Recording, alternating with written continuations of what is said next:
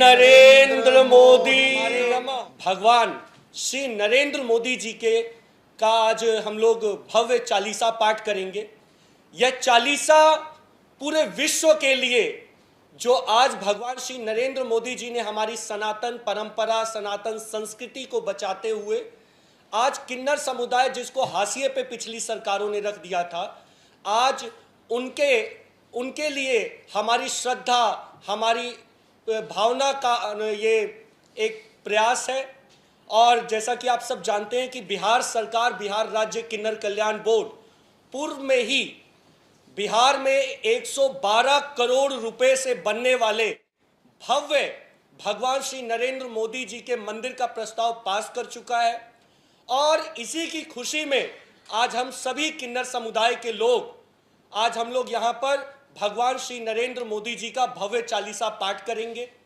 यह केवल चालीसा नहीं है, बल्कि भगवान नरेंद्र मोदी जी द्वारा किन्नर समुदाय, युवाओं के लिए, महिलाओं के लिए और हर वर्ग, हर जात के लोगों के लिए उनके किए गए योगदान को याद करने का दिन है। तो इसकी आज हम लोग शुरुआत कर रहे हैं और ये अब लगातार हर गांव-गांव, हर जिला में इसका गान होगा, भव्य मोदी चालीसा का पाठ होगा। और बहुत जल्दी, क्योंकि बिहार राज्य किन्नर कल्याण बोर्ड ने पास कर दिया था, तो पटना में इसके भव्य मंदिर की शुरुआत हो रही है। इसके बाद हर राज्य में इसकी शुरुआत होगी और वहाँ की राज्य सरकारों से भी हम लोग विनती करेंगे कि जिस तरीके से बिहार सरकार ने पास किया है भगवान नरेंद्र मोदी जी के भव्य मंदिर को, जहाँ उनकी इस प्रकार से आप देख सकते हैं भगवान नरेंद्र मोदी जी की उनके कद के बराबर सोने की प्रतिमा लगाने का प्रस्ताव है। इसके साथ ही इस प्रस्ताव के साथ में राज्य किन्नर कल्याण बोर्ड बिहार सरकार द्वारा करीब 112 करोड़ रुपए का प्रस्ताव रखा गया है, जो 5 एकड़ भूमि में भगवान श्री नरेंद्र मोदी जी का भव्य मंदिर बनेगा। इसके साथ ही आप सब हमारे साथ आदरणीय महामंडलेश्वर वैष्णवी जी महाराज हैं, हमारे साथ नमः जी हैं, हमारे साथ सैम ट्रांसजेंडर हैं, सैम विलियम्स जो ईसाई समुदाय से हैं, डॉक्टर SR सरन जी हैं। तो मैं अनुरोध करूंगा महामंडलेश्वर स्वामी वैष्णवी जी महाराज से कि जो भगवान श्री नरेंद्र मोदी जी की कृपा हम लोगों पे पड़ी है और किस तरीके से आज किन्नर समुदाय का उत्थान हो रहा है, उसके विषय में 2 शब्द। जय श्री महाकाल, ओम नमो नारायण।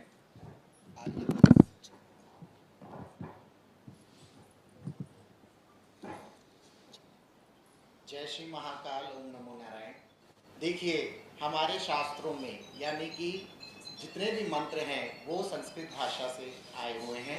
और मैं सर्वप्रथम आप सबको ये एक ज्ञान देना चाहूँगी कि संस्कृत भाषा में भगवान 2 शब्दों से मिलकर बना है, भग और वान। भग का अर्थ होता है 6 प्रकार के गुण और वान का मतलब होता है उनको धारण करने वाला।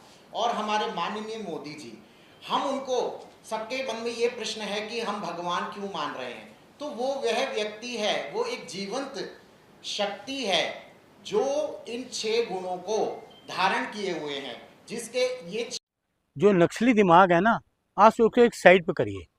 सबसे ज्यादा खतरनाक है ना वो मोदी भक्त है, सबसे ज्यादा खतरनाक मोदी भक्त है। कैसे? वो कैसे मैं बताता हूँ। चंदा चोर मोदी जी, चंदा चोर है ना मोदी जी, झूठ बोलने वाले मोदी जी, युवाओं में लाठी चलाने वाले मोदी जी, लोगों को बेरोजगार करने वाले मोदी जी। तो ये अंधभक्त जो है ना, ये सबसे ज्यादा खतरनाक है। आप बताइए मुझे। तो मोदी भक्त है, वो मोदी को पूजते हैं, मोदी को भगवान मानते हैं, इसमें दिक्कत देखिए, काय का भगवान मानते हैं, यही तो खतरनाक है। मंदिर बन रहा है उनका। अरे यही तो खतरनाक है, इसी को अंधभक्तों को खतरनाक है। सबसे ज्यादा मोदी से ज्यादा अंधभक्त खतरनाक है।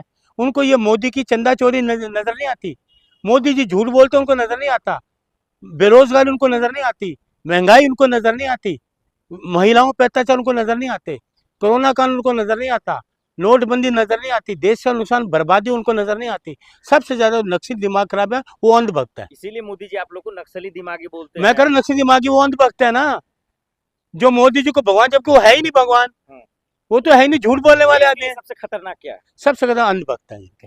कैसे? देखिए, जैसे कहते हैं मोदी है तो चोर, चंदा चोरी की, वोटों की चोरी की, गद्दी चोरी की है ना, EM चोरी की, चोरी वो है ना, तो ये उनको बोलते हैं कि भगवान का है, ये राहुल चोर हैं, देश को बेचने वाले हैं, ये चोरी करते हैं, वोटों की चोरी की है, नोटों की चोरी की, मंदिर चंदा चोरी की है। बताइए, जिस मंदिर में ये कहते हैं हम भगवान को लाए, जबकि भगवान इनको लाए, मोदी जी नहीं लाए, उस मंदिर में चोरी, तो खतरनाक कौन हुए? राहुल अंधभक्त। गांधी इडियट बोल रहे हैं अंधभक्तों को, इसमें- आप बोल रहे हैं खतरनाक है देश के खतरनाक, लिए। मैं तो कह रहा हूँ खतरनाक है, मैं तो कह रहा हूँ राहुल गांधी जी ने, वो तो ठीक कह रहे हैं। लेकिन इनको भी ये तो सही है, पूछो, देश के लिए सबसे लोकप्रिय नेता मोदी जी हैं। अरे 56 इंच का लोग, सीना, अरे सुन लीजिए, शक्तिशाली हैं वो पवन जी ने बता तो दिया, 56 इंच का बताया ना, हाँ। 56 इंच का छोटा बंदर, सदन के अंदर आओ, अंदर जल्दी आओ अंदर, कहा ना, वो सारी हवा निकल गई उनकी। मोदी जैसे जी से दिक्कत क्यों होता है देखिए, आप लोगों जैसे राहुल जी ने कहा, ये गुब्बारा था ना मोदी जी का गुब्बारा, वो फूट गया है, अब वो रिपेयर नहीं हो सकता, वो फूट चुका है, खत्म हो चुका है गुब्बारा। को? क्या अब नहीं, मोदी जी से अब सरकार जाने वाली है? क्या दिन खराब हो रहे हैं? बिल्कुल दिन खराब ही नहीं अरे मैं कह रहा हूँ, लोग नहीं चाहते इनको, देश नहीं चाहता इनको, वो कहते हैं मोदी हटाओ देश बचाओ, देश बचाओ मोदी हटाओ, ये चल रहा है। अब मोदी जी को खत्म बिल्कुल देश की का जनता इनको नहीं चाहती। नहीं चाहती, बिल्कुल नहीं चाहती देश की जनता, ना बीजेपी को, ना मोदी को, ना अमित शाह को, बिल्कुल इनका नामो निशान लेने वाला कोई नहीं होगा। आज मेरी बात लिख लो। लेकिन देश में सर आधे से ज्यादा राज्यों में इनकी सरकार है। अरे वो इनके तो मंत्री हैं। बेईमानी से बनी हुई है ना, बेईमानी से बनी हुई है। ये तो कह रहे 500 का आंकड़ा होगा, 500 को पूरा 240 पर टिका दिया राहुल जी ने, 240 पर टिके थे।